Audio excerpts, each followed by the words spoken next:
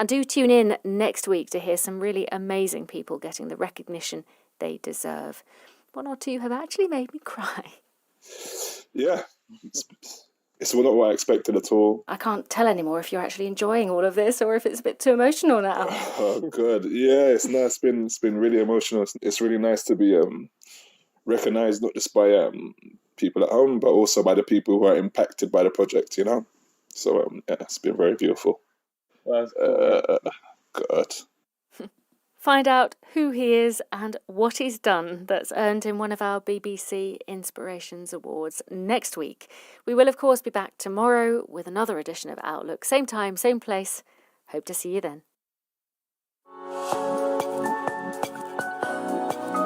Now, World Service Witness History with me, Rebecca Kesby. Today, the story of a simple song that's touched the hearts of millions and the man who made it famous. Bing Crosby's White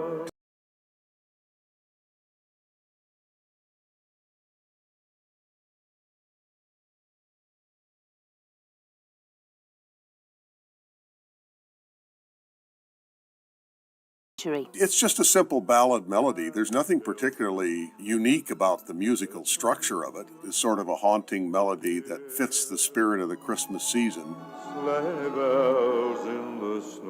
But it all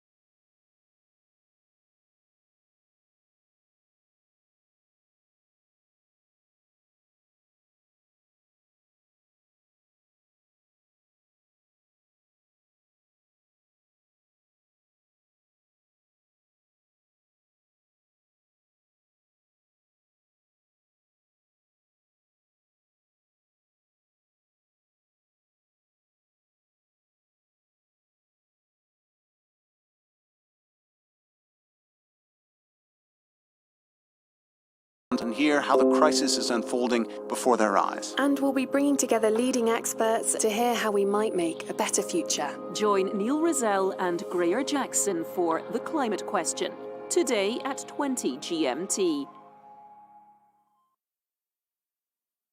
And in 30 minutes, The Conversation with Kim Chakanetsa. An Italian economist talks to a French knit designer based in Iceland about the social and cultural history of knitting and the surprising way it's been used as a form of dissent, and why the benefits of knitting go far beyond a finished hat or scarf. This is the BBC World Service, the world's radio station.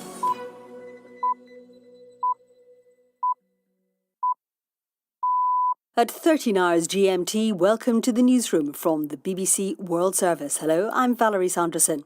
The biggest ever inoculation programme in US history is getting underway as people prepare to get a coronavirus jab. For many, it points the way to the end of the pandemic. I was pretty excited, happy to be helping out. It feels like I can finally do something about these problems instead of just staying at home. It feels great.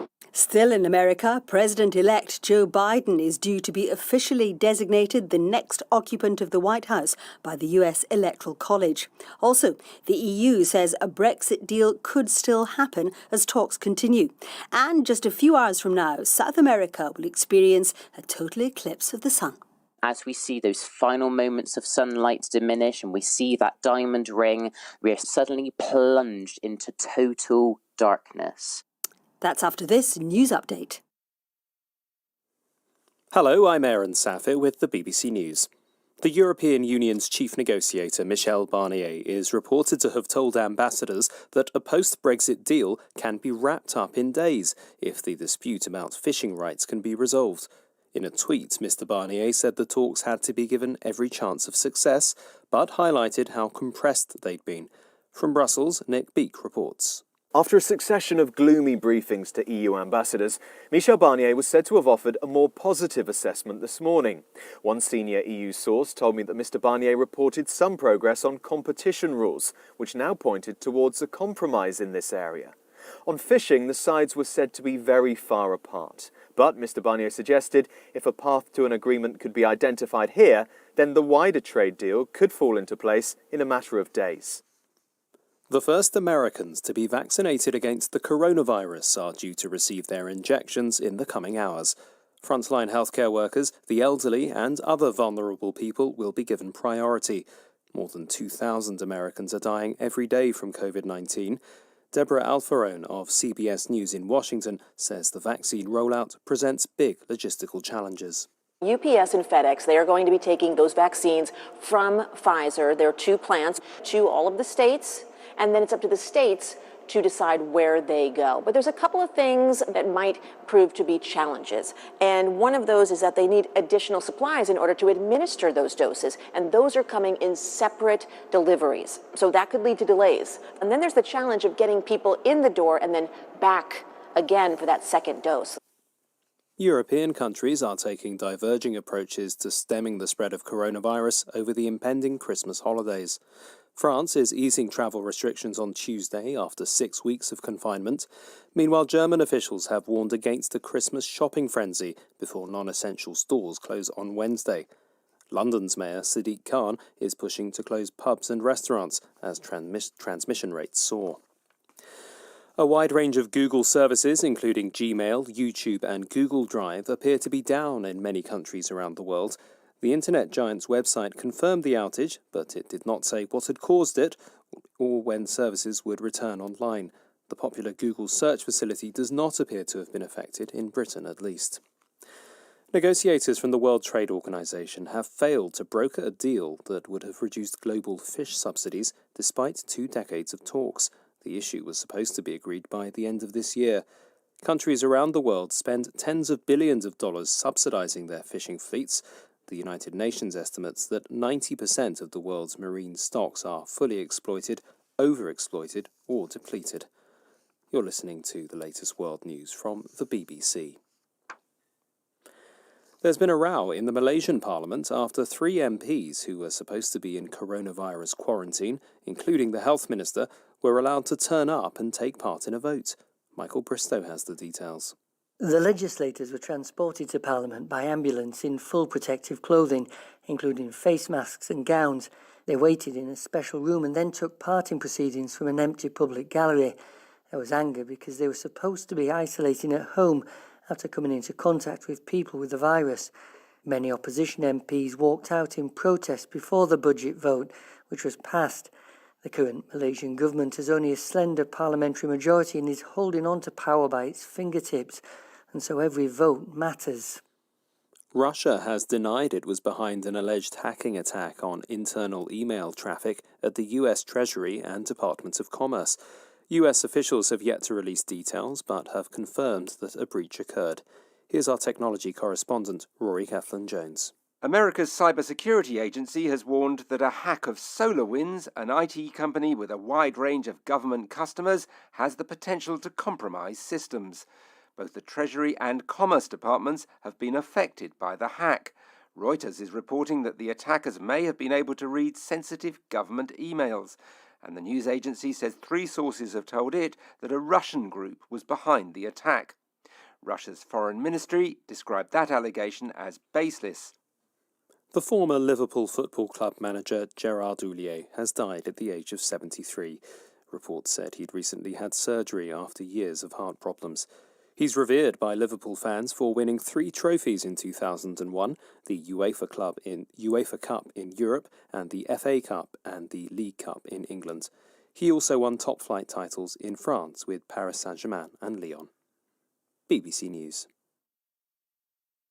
It's 13:06 GMT. You're listening to the newsroom on the BBC World Service with me, Valerie Sanderson. Around 300,000 people have died in the United States after catching coronavirus. But now, after months of being told a vaccine is on the way, a rollout has begun.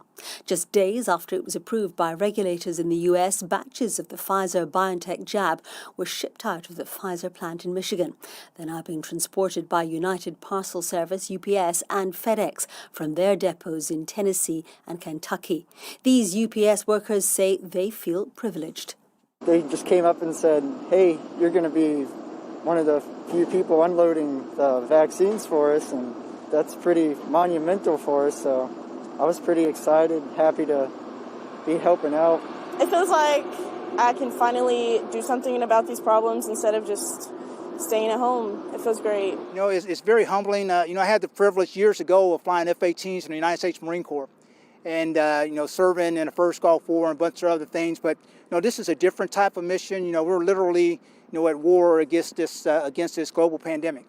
And so to finally have a solution out here that's literally going to help people and save lives, it's just very humbling. Well, it's a huge logistical operation as the vaccine must be kept at minus 70 Celsius. Well, for more on Operation Warp Speed, as it's known, I'm joined in the newsroom studio by our health correspondent, Naomi Grimley. What's the timeline for this rollout and who's going to be front of the queue to get it? Well, the key thing is that it's going to have to happen in phases because, of course, only at the moment do we have one vaccine that's been approved or emergency authorization has been given, and that's the Pfizer vaccine. So this first phase will see 100 million doses of that rolled out over the first quarter of this coming year, basically. So that's enough for 50 million Americans. But, of course, ultimately, the plan is to vaccinate the entire country, minus kids who at the moment won't be getting it. And when it comes to priorities, we know that healthcare workers and those in care homes are top of the list. But a key fact here is that states have a lot of discretion, and we're already seeing some states prioritising care home residents over healthcare workers, whilst others are doing the opposite. And are there some parts of the states that are harder to get the vaccine to? Because it's tricky, isn't it, to transport it? Yeah, I mean, we forget what a vast country the USA is. And particularly in rural areas, there are going to be problems because the hospitals there may not have these ultra-low freezers that you need, ultra-low temperatures that you need to keep the vaccine stored.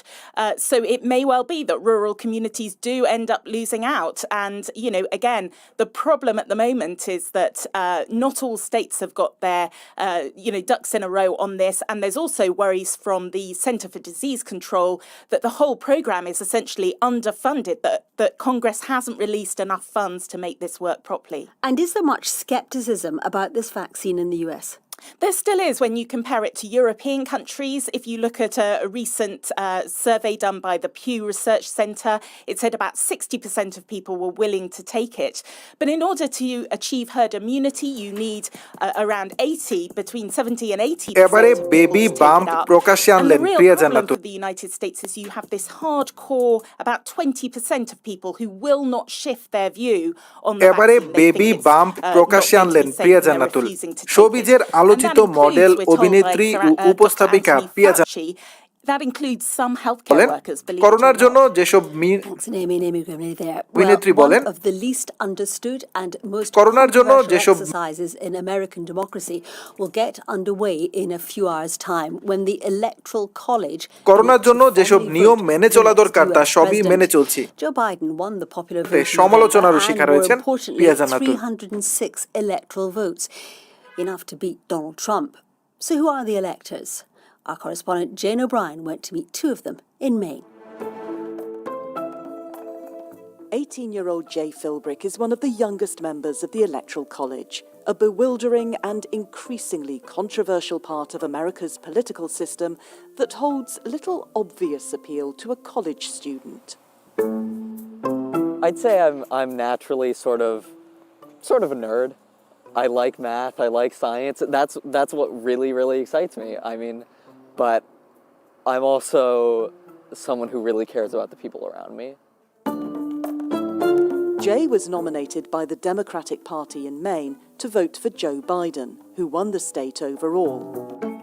It is what determines our president. It's ultimately the most important thing we have, and yet so few people truly understand it. And so I wanted to get a chance to understand it, explain it to others, and really make it transparent for people. Okay, here's your chance. Explain the Electoral College in under 10 seconds. Good question. It's once removed from the people. So the people vote for the president, and then with some weird math from each state, our electoral vote comes out. And sometimes it lines up with how the people voted as a whole, and sometimes it doesn't. But it's a state-by-state approach to selecting the president. Well, Peter Laverdiere, who's approaching 80, is another of Maine's electors. He and his wife Beverly are staunch supporters of Donald Trump. And because Maine, unlike most states, splits its electoral votes, the Republican Party nominated Mr. Laverdiere to cast his vote for the president. I couldn't have asked for a better gift, and that's what it was. It was a gift. I was just pleased as punch that they considered me equal to the task. This year, the electoral vote matches the popular vote. Joe Biden won both. But that's not always the case. In 2016, এবারে baby bump প্রকাশ্যে আনলেন প্রিয়া জান্নাতুল but still became president because he won the Electoral College. That fueled critics who say the system should be abolished. But as it's already survived more than 700 attempts to change it, the Electoral College will likely be around until at least the next presidential election. Now you know, Jane O'Brien there. You're listening to the newsroom here on the BBC World Service. Aaron has the headlines this hour. The United States is beginning the biggest inoculation program in its history, with coronavirus vaccines being delivered in every state. A massive outage has shut down many of the internet giant Google's services, including Gmail and YouTube. The EU chief negotiator has indicated that a Brexit deal is still possible, and the talks must be given every chance to succeed. Well, let's get more on that Google story now. Services, as we heard, have gone down for many users around the world. Our technology reporter Zoe Kleinman joins us. What can you tell us then, Zoe? Well, I can tell you that services seem to be coming back online again now, which is good news for everyone who's been caught out by this. There were so many services affected. It really makes you think, actually, about how widespread Google is. We heard people were saying they couldn't use Google Gmail, which is its email service, Google Drive, which is where a lot of people store documents. A lot of people saying, their businesses had basically ground to a halt because they just couldn't access anything that they needed. It's an interesting reminder, isn't it, that if you're using cloud-based services, if you're using products like Google, which store all of your stuff on their servers, then you're essentially completely reliant on their network staying up. So a lot of people have been quite upset about it this morning. Lasted about half an hour. Now, of course, the big question is, why has this happened? And I wish I could tell you the answer, but we don't quite know yet. Looks like it was still working for some people in what's called incognito mode. Now, that's the way of searching the web without logging into anything. But of course, that didn't really help if you needed to get into your email or you needed to get into your documents. It doesn't happen very often. It's very, very rare. There's one incident that springs to mind about 12 months ago when some of Amazon's big servers went down, again for a very short period. And we're waiting to hear from Google exactly what's happened. What was interesting was when we contacted them, they said they were finding it hard to respond to journalists like me because they couldn't access their own email, so it affected them too. Zoe Kleinman. Now, when Joe Biden enters the White House next month, he'll face numerous foreign policy challenges, and one of the most pressing is whether or not to pull American troops out of Afghanistan, 19 years after the US-led invasion to overthrow the Taliban. President Trump has promised to withdraw all remaining 2,500 US soldiers by next May. But Mr. Biden has said he'd consider keeping a small American counter-terrorism force in Afghanistan. The Taliban has told the BBC that if that happens, they'll resume attacks on US troops. I heard more from our correspondent in the Pakistani capital, Islamabad, Secunda Kamani. So these two senior Taliban figures have been speaking to the BBC, and we asked them what would they do if President-elect Joe Biden, when he assumes office, deviates from this withdrawal timetable that has been laid out by the Trump administration, according to which all American troops will be pulled out from Afghanistan by next May.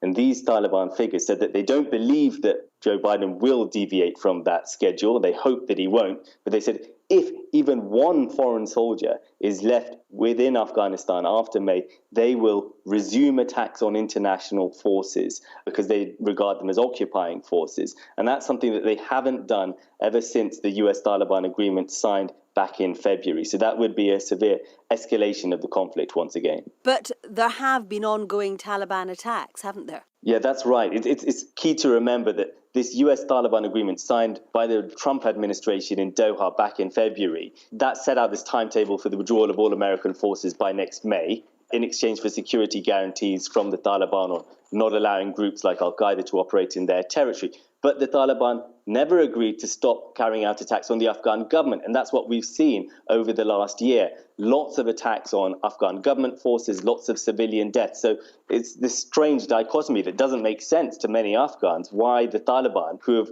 always said that their main opposition has been the American forces, have stopped attacking the Americans, but have continued killing other Afghans. But that's what we've seen over the past few months.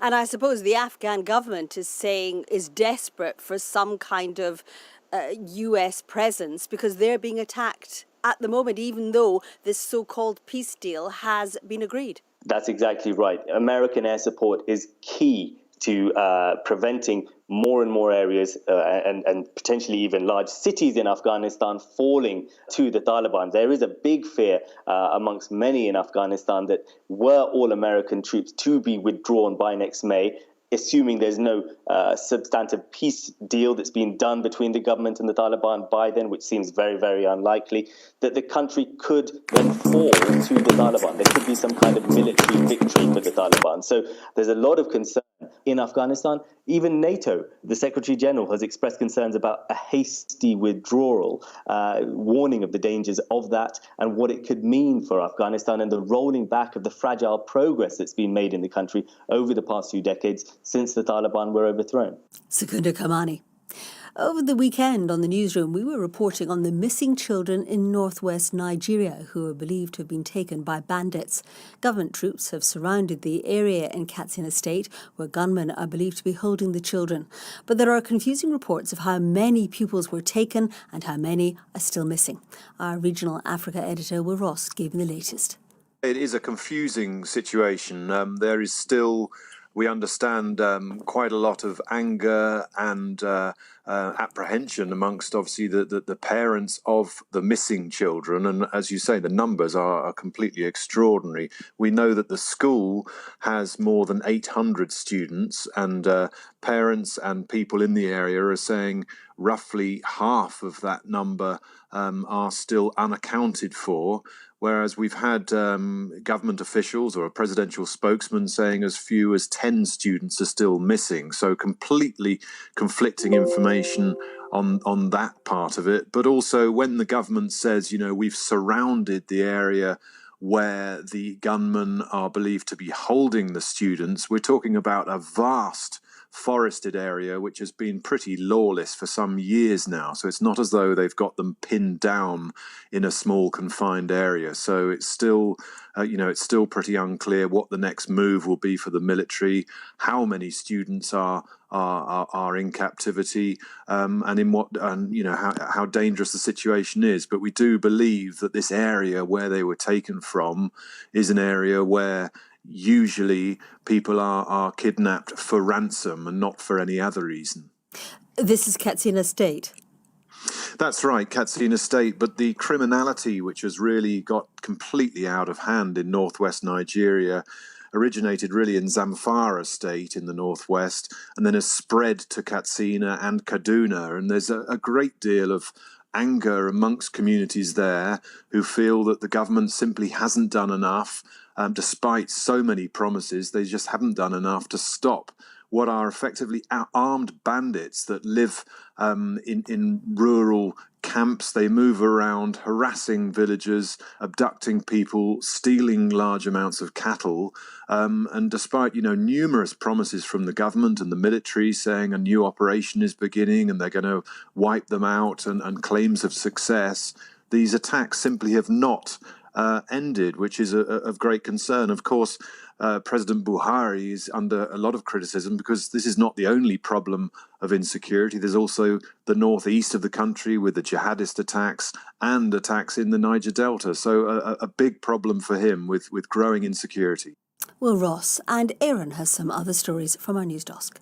An interim administration has begun work in Tigray in northern Ethiopia, 2 weeks after the government of the Tigrayan People's Liberation Front was ousted from the regional capital, Mekelle.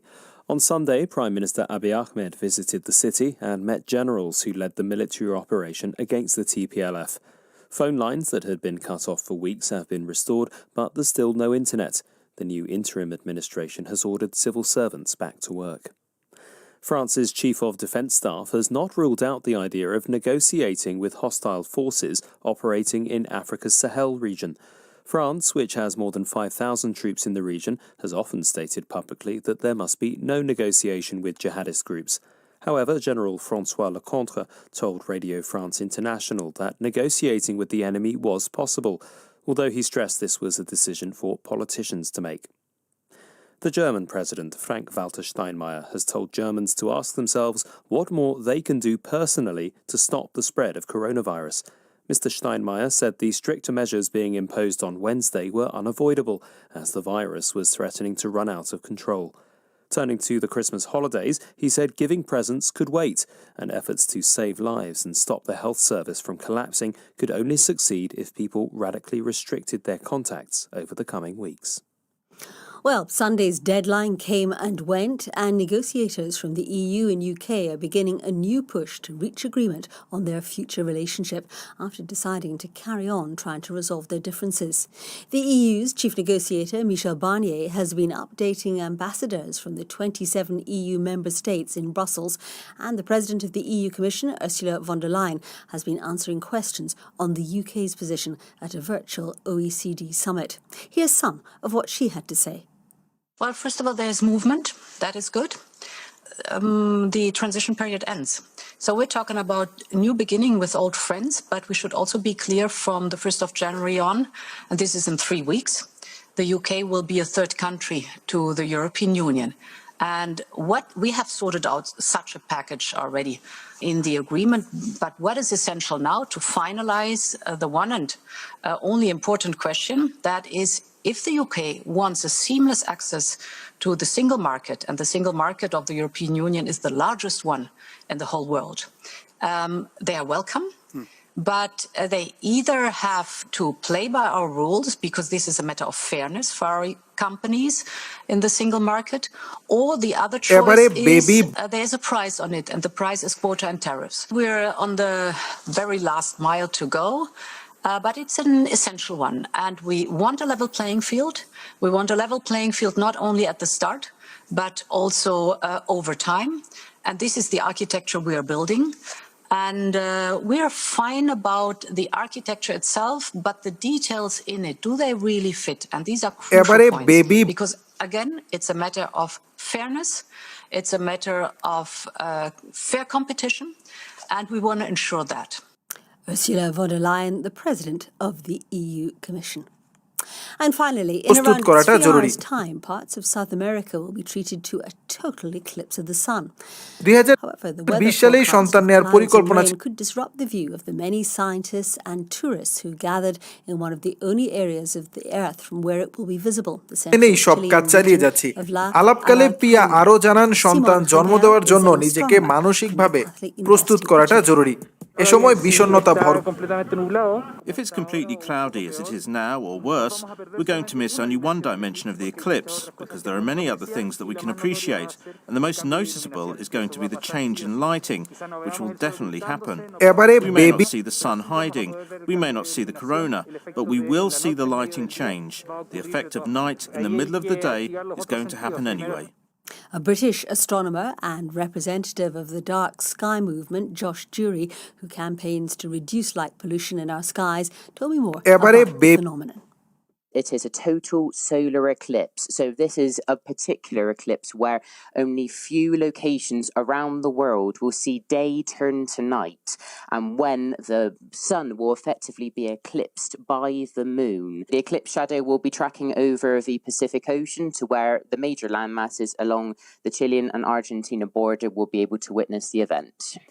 You were planning to go to Chile to see this, weren't you? I was, but due to the current climate, the way it is, it's made travel restrictions very difficult, if not impossible, to see the event. And so this is why I'll be teaming up virtually with my friends in Chile to witness the event. So what we're going to do is a live stream video call with 2 of our fellow astronomers out there to hopefully, fingers crossed, এবারে baby bump প্রকাশ্যে আনলেন প্রিয়া জান্নাতুল। শোবিজের আলোচিত model, অভিনেত্রী ও উপস্থাপিকা প্রিয়া জান্নাতুল মাস দুয়েক আগে channels on Facebook and YouTube at Josh Jury Photo Media. And if you're there, what would you see? It is one of the most eerie celestial events I've ever witnessed, but all I can say what will happen today is we'll see the diamond ring effect. If the weather's clear, we'll see the last moments of sunlight beaming through the mountains on the lunar disk. And from there, we'll be able to see the chromosphere, where we can see mass ejections being thrown out into space. But at the same time, we'll be able to see the major constellations in the night sky. এবারে baby bump প্রকাশ্যে আনলেন প্রিয়া জান্নাতুল। শোবিজের আলোচিত model, অভিনেত্রী ও উপস্থাপিকা প্রিয়া জান্নাতুল মাস দুয়েক আগে অন্তঃসত্ত্বা হওয়ার খবর জানিয়ে It will begin on the west coast of Chile, near to places including Theodore Schmidt and the model, small অভিনেত্রী ও উপস্থাপিকা প্রিয়া জান্নাতুল মাস দুয়েক আগে অন্তঃসত্ত্বা হওয়ার খবর জানিয়েছেন নিজেই। How long will you be plunged into darkness? A very small amount of time, a whole 2 minutes, 10 seconds. It must be very confusing for the animals there. It is very gradually in the 10 minutes building up. এবারে baby bump প্রকাশ্যে আনলেন প্রিয়া জান্নাতুল। শোবিজের আলোচিত model, অভিনেত্রী ও উপস্থাপিকা প্রিয়া জান্নাতুল। Doing so, it appears as if there is a sunset happening around you, and then as we see those final moments of sunlight diminish and we see that diamond ring, we are suddenly plunged into total darkness. And then model, অভিনেত্রী ও উপস্থাপিকা প্রিয়া জান্নাতুল মাস দুয়েক আগে অন্তঃসত্ত্বা হওয়ার খবর জানিয়েছেন নিজেই। It really does, because ultimately what I'm trying to achieve today is to connect with fellow astronomers through the night sky. And this is why it's so important, because the night sky connects us. And I believe this year has made us realise more than ever how important it is to be looking up at the night sky. Words of wisdom there from Josh Dury. And the main news this hour. The United States is beginning the biggest inoculation program in its history, with the coronavirus vaccine being delivered in every state. And there's a live page on that on our website at bbc.com/news. One other headline: Google services are returning to normal after a brief outage which affected millions of users. You've been listening to The Newsroom from the BBC World Service. That's it for now. Next, the power of knitting. And in 30 minutes, it's NewsHour with Razia Iqbal. The US begins the biggest inoculation program in its history, with millions of doses of coronavirus vaccine delivered nationally.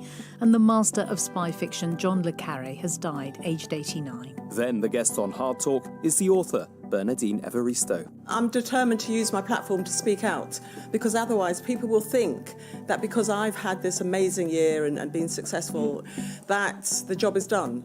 And the job hasn't been done. And online, our series looking at the impact on our climate. Where there's a challenge like drought, they're the ones who have to find a solution. They have to walk long distances to get water, to irrigate their crops, to get water to drink, to get water to clean their house and even to cook. So they're really affected when it comes to climate change. Hear more at bbcworldservice.com/climate question. Knitting is sometimes dismissed as a gentle domestic activity, but the reality is that this craft has a rich history of activism. In this week's episode of The Conversation, two knitting enthusiasts unravel the social and cultural history of the craft. You'll hear how knitting was used by spies during the First and Second World Wars and the transformative role it has played in the lives of এবারে baby bump প্রকাশ্যে আনলেন প্রিয়া জান্নাতুল শোবিজের আলোচিত model অভিনেত্রী ও BBC News with Aaron এবারে baby bump প্রকাশ্যে আনলেন প্রিয়া জান্নাতুল শোবিজের আলোচিত model অভিনেত্রী ও উপস্থাপিকা প্রিয়া জান্নাতুল মাস দুয়েক আগে অন্তঃসত্ত্বা হওয়া European Commission President Ursula von der Leyen spoke of model অভিনেত্রী ও উপস্থাপিকা প্রিয়া জান্নাতুল Boris Johnson said a no deal outcome was now possible, a shift from his previous prediction that it was the most likely outcome. The first Americans to be vaccinated against the coronavirus are due to receive their injections in the coming hours. Frontline healthcare workers, the elderly, and other vulnerable people model অভিনেত্রী ও উপস্থাপিকা প্রিয়া জান্নাতুল মাস দুয়েক আগে অন্তঃসত্ত্বা হওয়ার খবর জানিয়েছেন নিজেই তার সামাজিক যোগাযোগ মাধ্যমে ভিডিও শেয়ার করে সুখবরটি European countries are taking diverging approaches to stemming the spread of coronavirus over the Christmas holidays. France is easing travel restrictions on Tuesday after 6 weeks of confinement. Meanwhile, German officials have warned against a Christmas shopping frenzy before non-essential stores close on Wednesday. A wide range of Google services, including Gmail, YouTube, and Google Drive, are returning to normal after an outage in many countries around the world. The internet giant's website confirmed the loss of service, but did not say what had caused it. Negotiators from the World Trade Organization মাধ্যমে video share করে সুখবরটি দিয়েছিলেন তিনি এবার baby bump সহ ক্যামেরায় The issue was supposed to be agreed by the end of this year. The chair of the negotiations said time had been lost because of the coronavirus pandemic. মাধ্যমে video share করে সুখবরটি দিয়েছিলেন তিনি এবার baby died aged 73. Reports said he'd recently had surgery after years of heart problems. He's revered for winning 3 trophies in 2001, the UEFA Cup in Europe, and the FA Cup and the League Cup in England. BBC News. সত্য হওয়ার খবর জানিয়েছেন নিজেই তার সামাজিক যোগাযোগ মাধ্যমে video share করে সুখবরটি দিয়েছিলেন তিনি এবার বেবি বাম্প সহ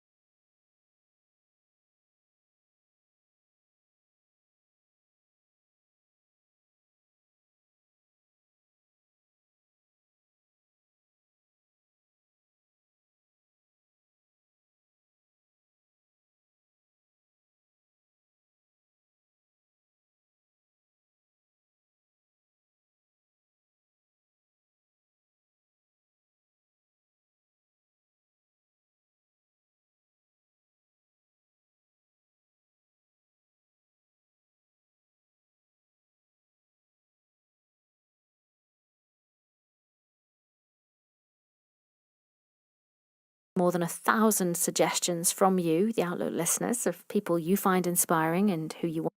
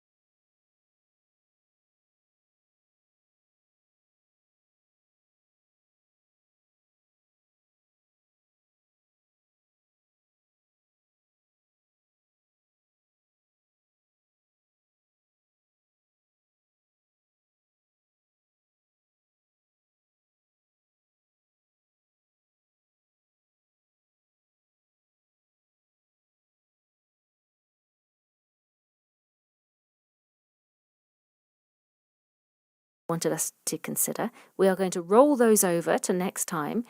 If you want more information about that, or if you want to withdraw your entry, please email inspirations@bbc.com. That's inspirations@bbc.com.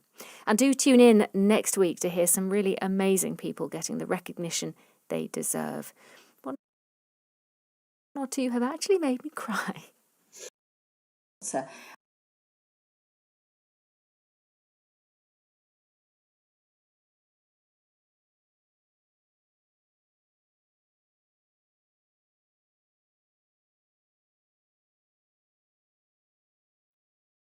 '20s, for example, was in the meetings of the feminist movement, but I would not be knitting in a classroom, for example, or at the university, or in places that were not intimate, such as the meetings of the feminist movement.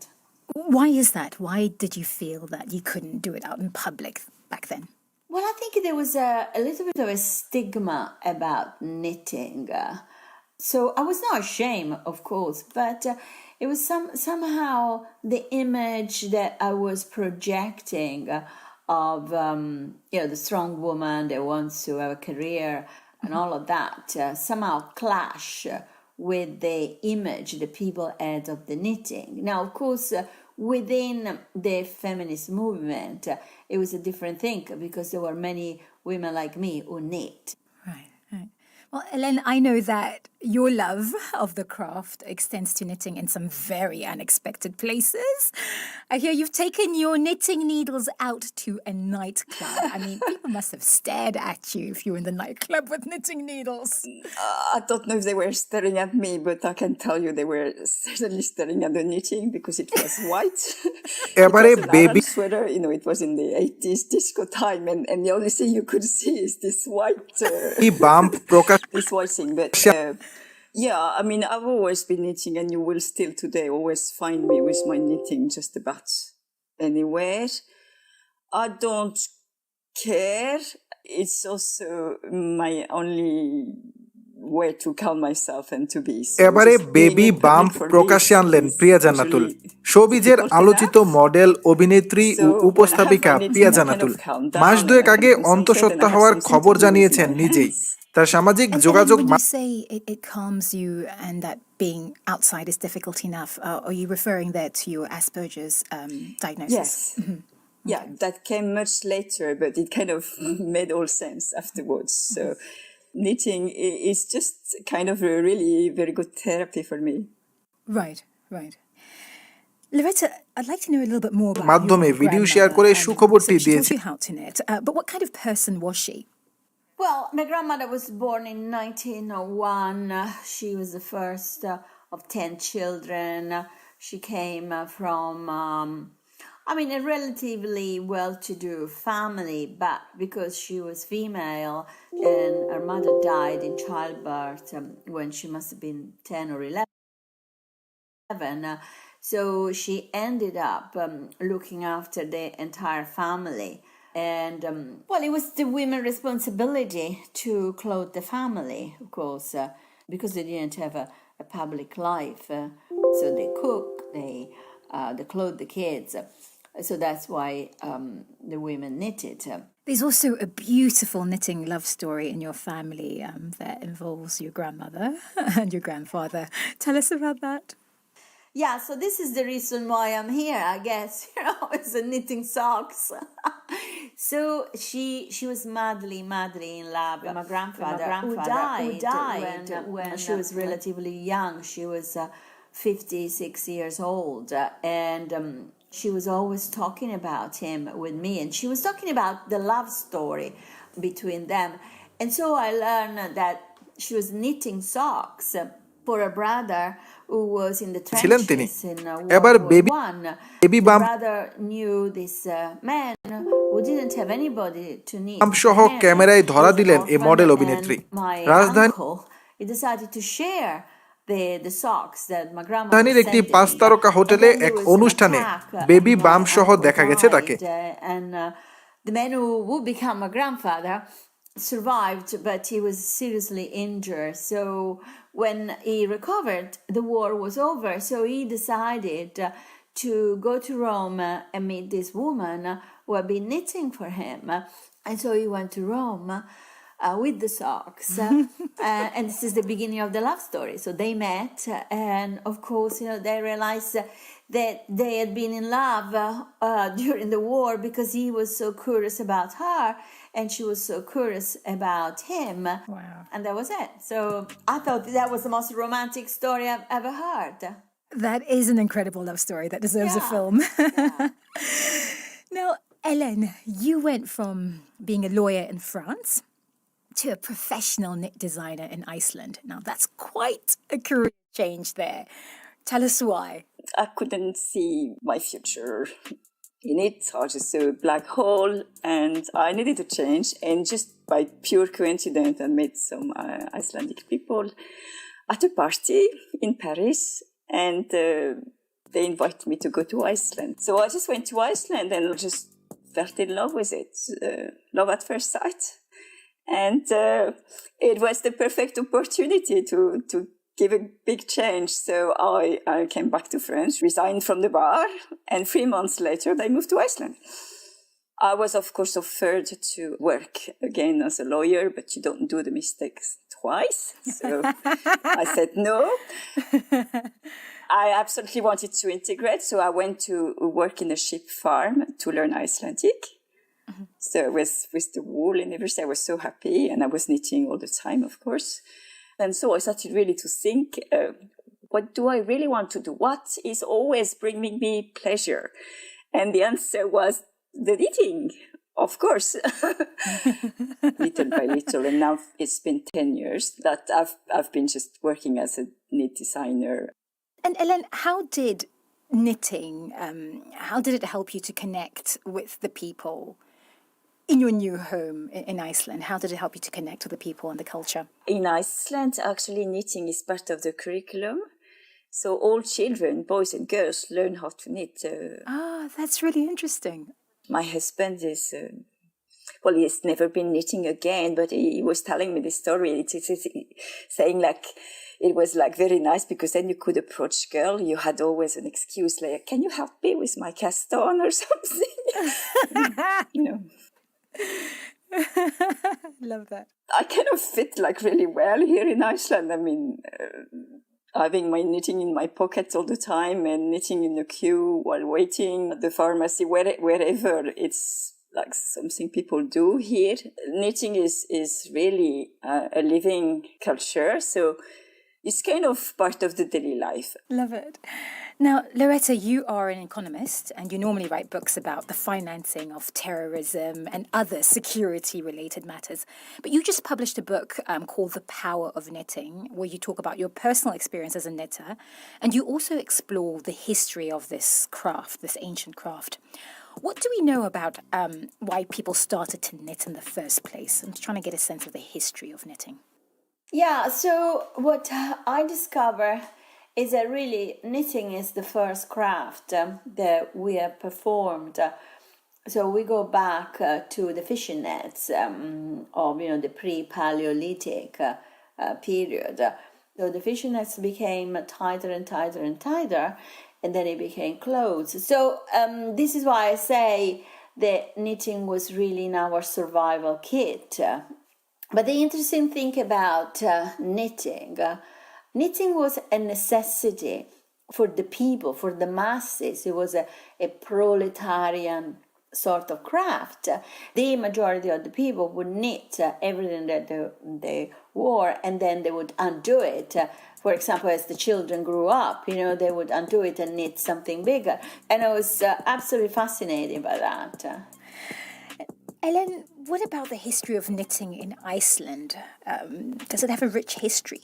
Well, knitting came relatively late in Iceland. It didn't come before the early 16th century. And it kind of became a hit. Like, wow, knitting. It became the second economy after the fishery. So everybody started to knit. And it was knitting all the time, constantly. Everything was knitted. Yeah. And did it stay that way? Was there ever a period when knitting sort of fell out of fashion or fell out of favour? Not really. That's what it's interesting, that it is still a living craft in Iceland. But Iceland was a Danish colony. It didn't gain its independence before 1944. So there's been a big reject of the past. And the knitting is really part of it. The older pieces of knitting were a bit forgotten. And then you had the Lopi sweater that took over. So that about at this time that the Lopi sweater started to emerge. Well, let's talk about the Lopi sweater because it's such a distinctive thing. So the Lopi sweater is a jumper entirely knitted in the round and completely seamless with a wide patterning around the sleeves and the collars. And who would mainly wear the Lopi sweater? Was it like for workmen or just everyone? So the Lopi sweater was really made more like for tourists. But then, because it was such a good design, it became the working sweater. When I first moved to Iceland 25 years ago, it was really not very fashionable to be wearing a Lopi sweaters. You're unsophisticated, is that? Yeah, quite. That changed for different factors. And one of it, I think it's the second wife of the president of Iceland, Ragnar Ólafsson, so Dorit Musayev. She was a foreigner, so she started to wear the Lopi sweater, making it popular. The financial crisis came as well. And suddenly, everybody felt the need to do something with their hands. So you had people that had not been knitting for 20 years that started to knit again. And that's probably because when we are working, we are usually, it's very often people are not making anything concrete, anything palpable in their hands. But with the knitting, you have something that you create from the very beginning. You have a thread and you make it into something useful. So it kind of gives a sense of both security and accomplishment. Let's pause to remind you that you're listening to The Conversation, and today we are stitching together the history and culture of knitting with two knitting enthusiasts. Loretta Napoleoni, who is an economist and best-selling author. Her most recent book is called The Power of Knitting. And Ellen Magnusson is a knit designer based in Iceland, and she is the author of Icelandic Intarsia colour knitting and Icelandic hand knits. Loretta, in your research, you came across several stories that show how knitting has been used as a tool to bring about social change. Could you share with us an example of that? I would say there are many examples, but maybe one of the most interesting examples it is the American Revolution and the War of Independence. So, I mean, everybody knows the stories, of course, that the colonies rebel against London, England. The first rebellious act was actually related to wool.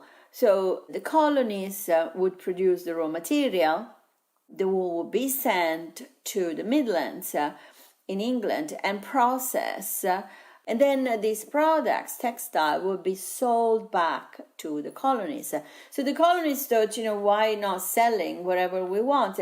And this is when the English imposed the so-called Wool Act in order to prevent the colonies from breaking away. So the subsequent action of the colony was to refuse to buy the products coming from England.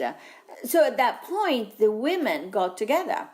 They knitted or weaved everything that was needed. And they did it together in groups. So they would wake up in the morning, take all their equipment, go to a city hall, for example, and work all day there. They call them the spinning bees because, they would get together and busy work all day. And this went on during all the periods up to the War of Independence. Then when the war started, of course, somebody had to clothe the army. And again, the women did that. So I thought this is a way in which women did influence history in a big, big way. Now, let's not forget also that this was a time in history in which women could not be allowed to be in politics.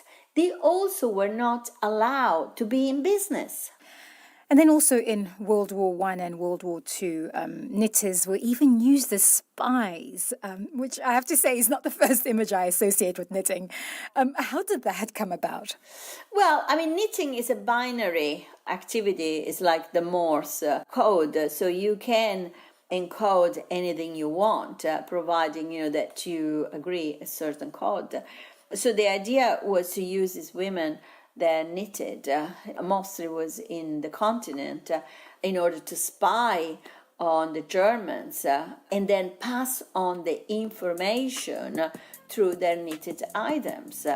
But also, knitting was a big activity in order to hide the actual spying activity. So there is a story of a woman that was parachuted behind the enemy lines in France, and basically she cycled in the areas where she was spying, and she would pretend to have a knitting in the basket of the bicycle, but then she would stop and knit, encoding the position of the enemies. Now, in the past few years, protesters all over the world, from climate change activists to the Black Lives Matter movement, have used knitting as a way to highlight social issues. You've seen yarn bombing and craftivism. Can you give me an example, Loretta, of this, of what yarn bombing and craftivism is? It's a way to protest against primarily a degradation of the environment, so which can be related to crime, which can be related to neglect. And the idea is that you improve your environment by knitting something like covering a lamppost with a beautiful knitted cloth. So the idea really is silent protest. And because knitting takes time, I think the idea is to show to the political elite or the local administration that people care. Let's go back to the personal dimension of knitting. Now, a recent study said that knitting helps keep your mind sharp. It's also a very calming activity. Hélène, was there an instance a specific instance that comes to mind with you, where knitting helped you to overcome a difficult moment in your life? It did help me stop smoking. Did it? Yes. I can tell you once, I have never been knitting so fast in my whole life. Each time I had a crave, I was like jumping on my knitting like. Okay, and it helped. And you haven't smoked since, Hélène? No, that was like so long ago, and yeah. Hey, that's impressive. Now, Loretta, you wrote that knitting helped you deal with a panic attack. How so? So I had this panic attack, which I never had one, and it's really, really scary. I just could not breathe. My housekeeper came. We have become friends because she was my housekeeper for 25 years. She's Mexican. She's a super knitter. Oh my gosh, she can knit anything. And so we used to knit together. So she came and she saw me in those conditions. And instead of calling the ambulance, she came near me, she stroked me, she started talking about what I was knitting. And I start knitting. And I think the knitting, because I love knitting, because we have done the knitting together so many times, the knitting came natural to me. Let's talk about the lessons you've taken from knitting. Hélène, what's the best lesson you've learned and how do you apply it to your everyday life? I would say knitting taught me like patience and tolerance. You have to be patient just to go through one from the beginning. So there are some projects that takes like many hundreds of hours. It just teach you how to go slowly, one stitch at a time. And tolerance also because you're making lots of mistakes on the way. Whether you choose to unravel, start again, or continue with them, or use them in different directions, find an idea out of those mistakes and get new ideas and a new design. And so, yeah. And why do you think, Hélène, knitting is still relevant in today's world? It's not just the knitting, it's all just any activities using your hands. It's something I think that is more and more important in today's life, that is getting more and more detached. I mean, when do we make something from scratch? There's also the social dimension, the community of knitting. I mean, there is a huge community online, knit-alongs and so forth. And this is really comforting when you're somewhere in your house lockdown and you can participate in conversations and knit the same items with other people from all the corners of the world. And it feels a sense of community and not being alone. That's very important. So there is really a big social dimension to knitting and lots of love stories of friendship that have evolved from knitting, from meeting online on Instagram, admiring each one, knitting, and then getting into knowing each other, meeting each other. Okay, well, let's move from community to curses because I have heard about the curse of the sweater. Loretta, tell me about this. What is this curse? We used to say in Italy, I don't know if there is also in Iceland, but you should never do a sweater for your fiancé until he marries you, because the curse of the sweater is that if you do it, you may break up the relationship. So that was so funny when my grandmother told me. It was I was a teenager and I had this boyfriend and I didn't know how to end it. These stories when you're so young. I was telling my grandmother about that, and she said, I just knitted a very tight, very itchy sweater. So, I did knit this very tight, very itchy, sleeveless, actually, jumper. But by the time I finished, we actually broke up. So that was okay, but, it was so funny. Hélène, are you aware of this curse? Yes, I am. I have never knitted a sweater for my husband. I've knitted a sweater for my brother-in-law, for the children, for my father, but not for my husband. But not for your husband? And I won't. We've been talking about the power and joy of knitting with the designer and author Hélène Magnusson and the economist and author Loretta Napoleoni.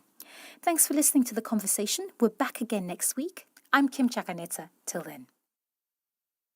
This is the BBC World Service, and James Copnell presents this month's World Questions. After a revolution and the fall of a long-standing authoritarian government, Sudan is officially on the road to democracy. But is it moving fast enough? And when will standards of living start to improve? We'll be debating the most important issues facing Sudan, taking questions from people and putting them to leaders from across the country. World Questions at bbcworldservice.com. And in an hour, Hard Talk with Stephen Sacker. My guest is author Bernardine Evaristo, the first ever black woman to win the prestigious Booker Prize for fiction. Her novel and her own life tell of the struggle to be heard in a culture long dominated by white men. How much has the landscape changed? This is the BBC World Service, the world's radio station.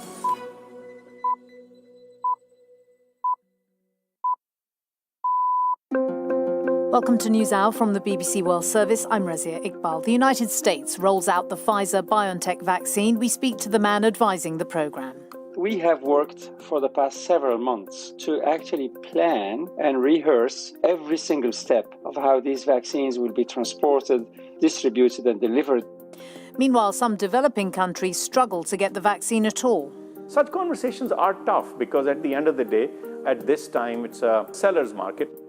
And as the Electoral College votes today to officially affirm President-elect Joe Biden's victory, we'll clear up some misunderstandings. I know it has to do with the states, and each state has a number, and that's how they end up getting their count, but I don't really know more than that. A constitutionally mandated ritual that would not garner notice, but does now because the sitting president has cast doubt on the legitimacy of the election. First, the news.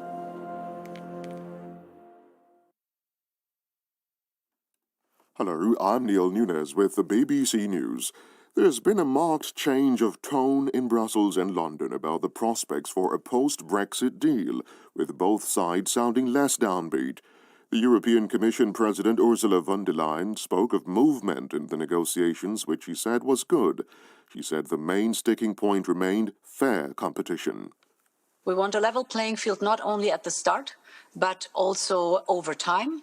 And this is the architecture we are building. And we are fine about the architecture itself, but the details in it, do they really fit? And these are crucial points because it's a matter of fair competition, and we want to ensure that. Britain's Prime Minister Boris Johnson said a no-deal outcome was now possible, a shift from his previous prediction that it was the most likely outcome.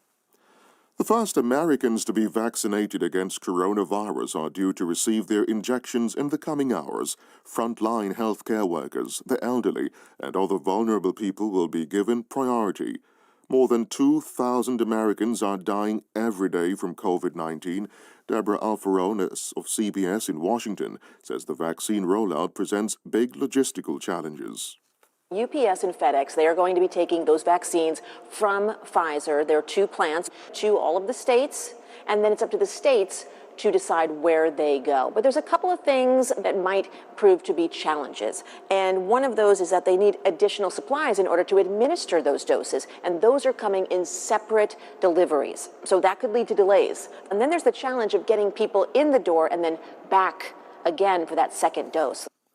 The United Arab Emirates has begun a public vaccination program against COVID-19 using a Chinese-made injection.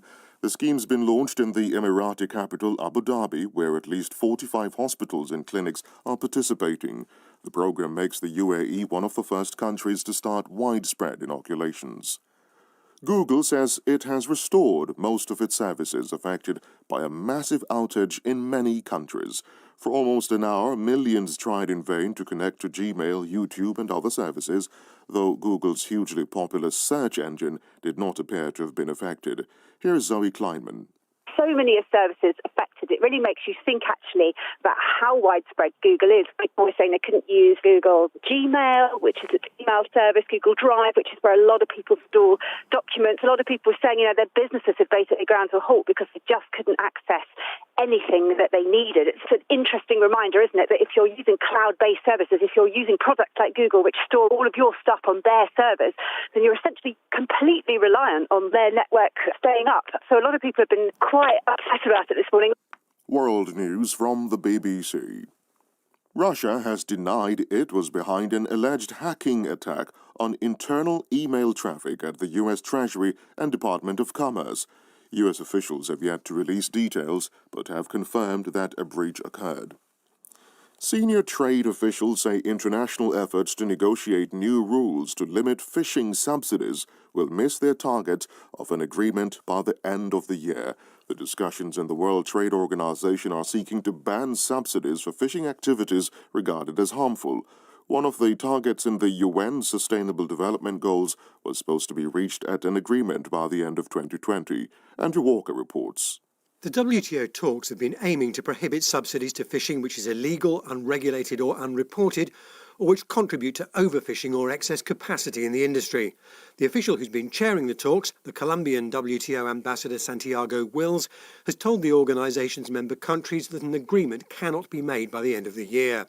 Mr. Wills said much progress had been made, but the pandemic had made it impossible to conclude the talks.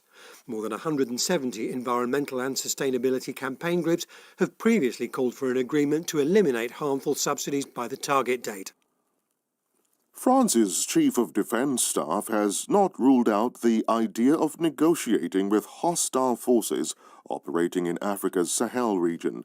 France, which has more than 5,000 troops in the region, has often stated publicly that there must be no negotiation with jihadist groups. However, General François Lecointre told Radio France International that negotiating with the enemy was possible, although he stressed this was a decision for the politicians to make. In Mali, where jihadist attacks are common, the authorities have recently become open to the idea of dialogue in order to help end the escalating violence. BBC World News.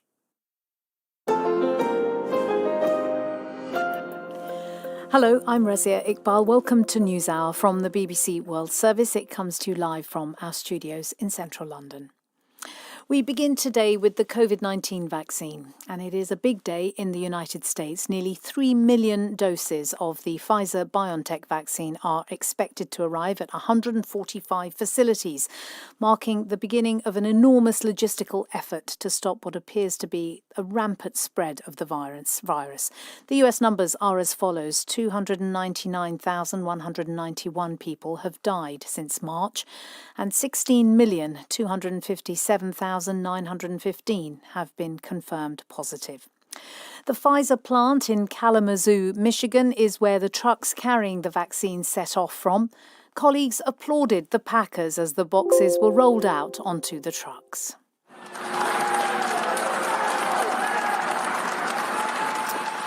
Well, just in the last hour or so, we got through to the man at the heart of this operation, Dr. Monsef Slaoui. He is the chief scientific advisor to the US vaccination plan known as Operation Warp Speed. I began by asking him about the considerable logistical challenges of transporting this vaccine.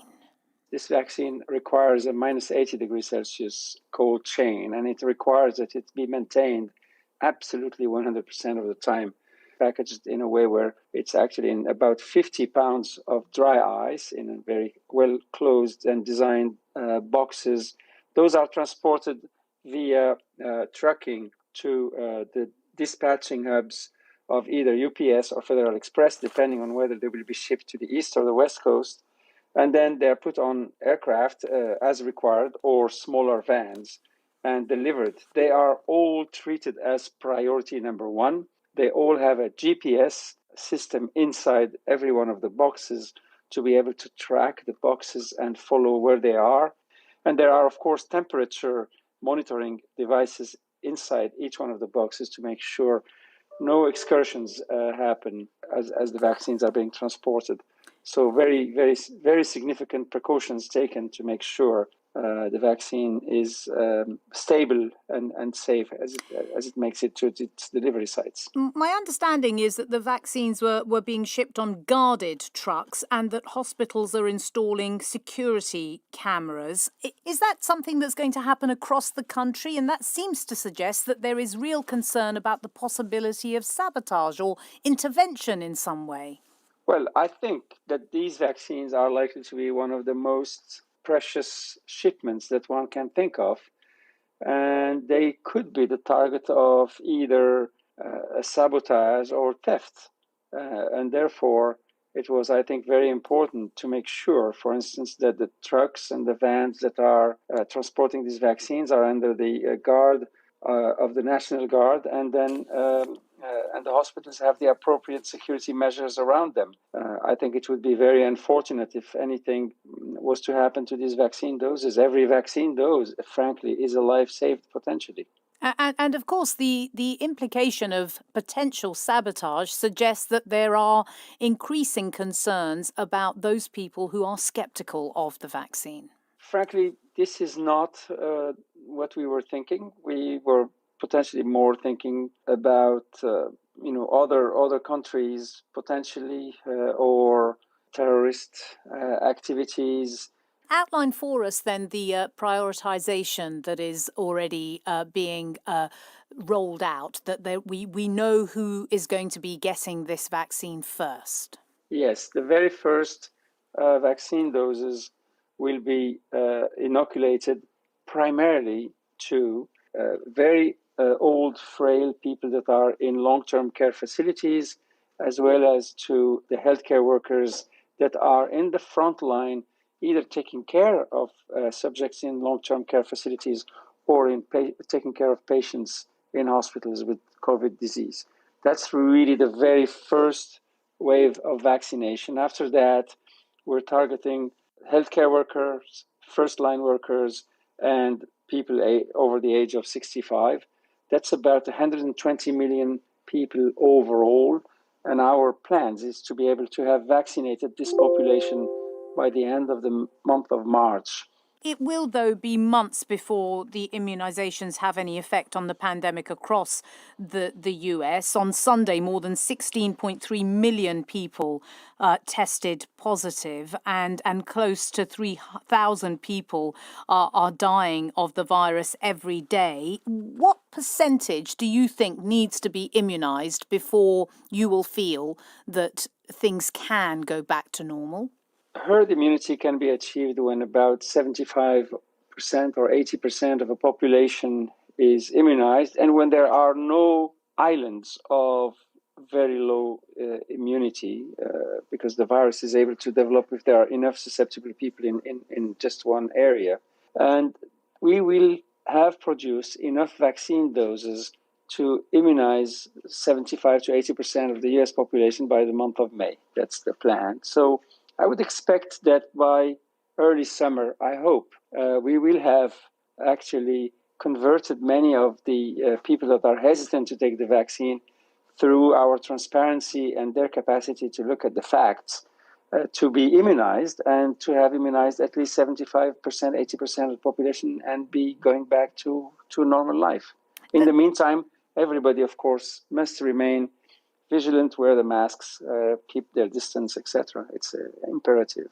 That, of course, has been the greatest of challenges for in the United States, because the messaging has become so politicized. I wonder, though, if you would just address some criticism that appears to be emerging that the federal government has not been transparent about the rollout of this vaccine, and that there has been limited financial help being given.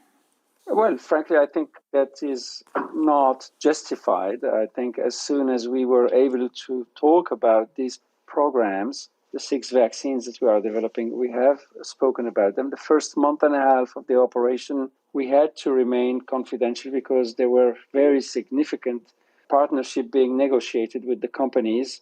All these companies are public companies, and therefore all that information is share price sensitive, and it's against the law to talk about it. Once we were able to talk about it, since the middle of July, we have been totally transparent with all the data and continue to be. In terms of support, the vaccine doses are being made available at no cost. The inoculation is made available at no cost. All the equipment and ancillary equipment needed, such as needles and syringes and pads and alcohol and masks and etc., are provided to the states. So I'm not sure that criticism is justified. That was Dr. Monsef Slaoui, Chief Scientific Advisor to the US vaccination plan known as Operation Warp Speed. Now, as that vaccine begins to roll out across the United States and, of course, here in the UK, many other countries are reflecting on when they'll start to see a vaccine, amid claims and anxieties that just a handful of wealthy countries will dominate the world's supply. The BBC's population correspondent Stephanie Hegarty has spoken to people involved in securing vaccines for their countries, in some places where they will need hundreds of millions of doses. Her report starts with last week's celebratory scenes here in the UK as the first person in the world received the Pfizer COVID-19 jab. It's been a big week for vaccine science, as the news echoes around the world of the first person to be inoculated against COVID-19. But not everyone is excited. Lois Chingandu is worried. We see ourselves as really at the back of the queue. Because of the country where I'm sitting, I have no idea when I'll get a vaccine for COVID. If I get infected today, I might even die from COVID. Lois lives in Zimbabwe. As someone who works in HIV prevention, she sees parallels to a time when life-saving medication was available but too expensive for most people. Eventually, when the privileged do decide that it's time to save the poor people, that's when we are going to get the vaccine. She's involved in a movement called the People's Vaccine, which claims that rich countries are hoarding what little vaccines are available. By paying upfront before vaccines are ready, a handful of countries have secured more doses than their population needs. And that puts pressure on other countries who may find it difficult to compete. I know that there are countries that have pre-purchased doses enough for 7 or 8 or 10 times the inhabitants that they have, and we cannot do that. Martha Delgado is one of Mexico's head vaccine negotiators. She's been successful in securing a small batch of the Pfizer vaccine and has 2 others on the way as soon as they're ready. Is it frustrating when big blocs like the EU or the United States have such buying power? We understand that the countries which are really developing the vaccines want to serve their own communities first. But yes, sometimes it is frustrating to not get the amount that we really need. But there is one far-reaching initiative that could help, that's trying to ensure that the vaccine doses rolling off conveyor belts right now are distributed around the world fairly. COVAX is a plan backed by the WHO and several other international public health groups. So far, 189 countries are involved. 92 of them will have their vaccines paid for by donors. And the rest, like Mexico, will pay for their own vaccines, but they're likely to get a better deal as a bloc than if they'd negotiated on their own. But in 2021, COVAX will only cover up to 20% of what a low-income country needs. It's a start, but it's by no means enough. Everybody is going for a finite pie, and so the pie is fixed for now, and everybody wants a slice of it, and there's obviously going to be some jostling and pushing. Dr. Faisal Sultan is the special assistant to the Pakistani Prime Minister on health, and it's his job to secure enough vaccines to cover Pakistan's 200 million people. He's in talks with all of the main vaccine candidates, but hasn't secured any doses yet. The Chinese company CanSino Bio is running trials in the country, which Dr. Sultan says are going well. But critics say China's using its vaccines as a diplomacy tool. How much politics is involved in negotiating these vaccines? Vaccine diplomacy certainly is in play, and has been in play for many months now, I think. Alliances and all these things do come into play. But at present, what we are trying to do is work above any geopolitical fray. It may not be truly possible. Such conversations are tough because at the end of the day, at this time, I don't necessarily want to use the word loosely, but it's a seller's market. Concluyó el proceso de evaluación de la vacuna de Pfizer-BioNTech.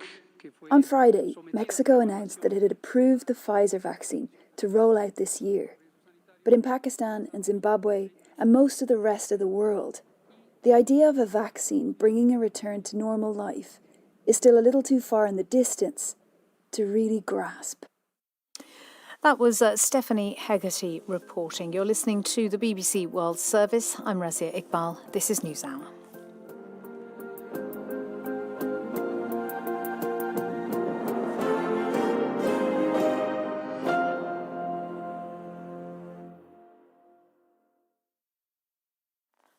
Still to come on today's programme, we'll remember the late, great John le Carré.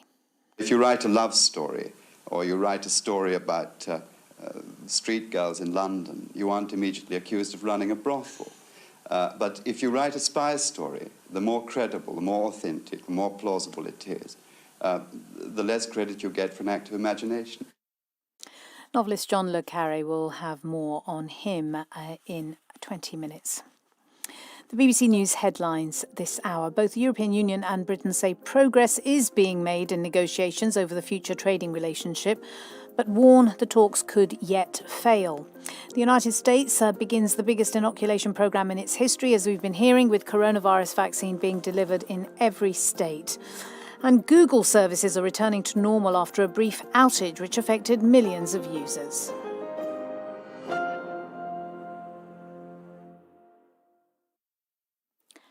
This is Razia Iqbal with NewsHour live from the BBC. Let's go to Spain now, where the issue of evictions during the pandemic has reached the highest level of government. The left-wing coalition partner Podemos have been putting pressure on Prime Minister Pedro Sánchez to introduce more effective policies to stop vulnerable people being evicted during the COVID-19 crisis. The government in Spain did say evictions would be put on pause during the pandemic, but that hasn't been the full story, as our reporter Tim Smith has been finding out. Buenas tardes. Good afternoon. Bona tarda. Assalamu alaikum. It's a Thursday evening in Ciutat Meridiana, one of the poorest neighbourhoods in Barcelona. Over the years, this place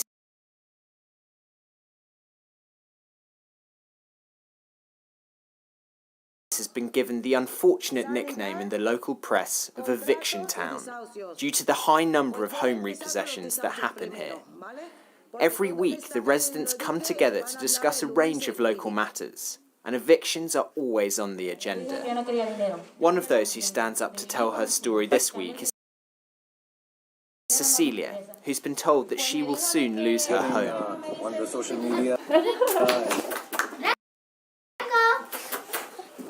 This is the flat where she's been living for 4 years with her partner Carlos, their 8-year-old daughter, 4-year-old twins, pet dogs and birds. It's a busy household. They'd been paying rent to the owner of the property until one day he disappeared and stopped paying his mortgage. They've now been told that they'll be evicted tomorrow morning. I get such a nervous stomach. I can't go to the toilet. I'm worried about what will happen tomorrow. Sometimes I want to cry. I think about my children. What will I do for my children if they kick me out of here tomorrow? I feel nervous at night. I can't sleep because I'm going over it in my head. What's going to happen? We're not asking to live for free. What we're asking is for social housing where I can live in peace with my children, not to have this constant worry that I have today. The next day, Cecilia was told that the eviction had been postponed. A relief, but only a temporary one. The threat of being made homeless still hangs over the family. Thousands across Spain are in the same position, with protests happening daily across the country. Citizens are angry that evictions are continuing during the pandemic, after the government passed a law in March to supposedly suspend evictions. So why are people still being removed from homes in the midst of this public health crisis? Javier Crespo is a representative of Paz Madrid, a grassroots organisation fighting against evictions. Well, the government at the beginning of the pandemic made a new law. Evictions were forbidden only for vulnerable families, consequence of the pandemic. It's very difficult for the courts to know why you are vulnerable in this moment. Spain's housing crisis goes well back beyond the start of the pandemic. It's estimated that social housing in Spain represents just 2.5% of primary residences. That compares to 30% in the Netherlands, 18% in the UK, and 17% in France. An Amnesty International report from 2019 said that this scarcity of social housing in Spain has had a devastating impact on low-income families. Activists like Javier say that this often leaves vulnerable people with little choice but to occupy empty properties.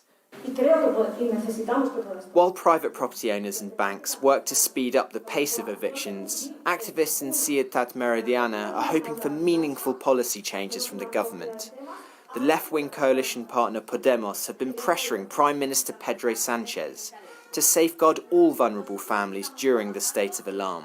This might protect families like Cecilia's for now, but when this public health crisis does subside, Spain's most vulnerable will still be exposed to the country's desperate lack of social housing.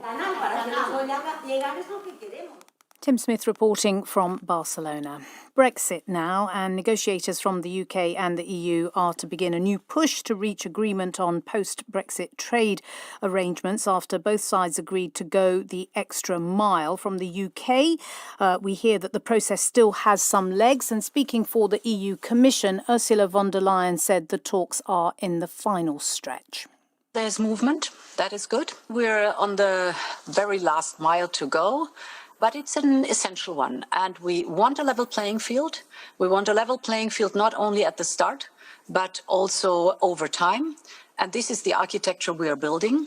We are fine about the architecture itself, but the details in it, do they really fit? And these are crucial points. Ursula von der Leyen. Let's speak to Tony Connolly, who is the Europe editor of the Irish broadcaster RTE. Let's just explain to our listeners about that level playing field. What is it that she is talking about, and what does each side looking for? Yes, the level playing field is really at the centre of this final phase of the negotiations, although it's been important all along. And the essential argument from the EU side is the UK is leaving the European Union. But if it's going to come back in and have access to the EU's single market, if British companies are not following the same standards and regulations that European companies are following, then those UK companies would have an unfair advantage. So that's why they talk about a level playing field. Now, at the start of this process, both sides agreed that their standards for labour rights, for social rights, environment,